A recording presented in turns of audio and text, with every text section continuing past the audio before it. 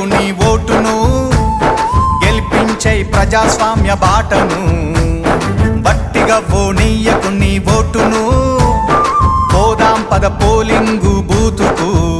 అరే ఓడిపో నీయకు నీ ఓటును, గెలిపించే ప్రజాస్వామ్య బాటను. బట్టిగా నీయకు నీ ఓటును, పోదాం పద పోలింగు బూతుకు.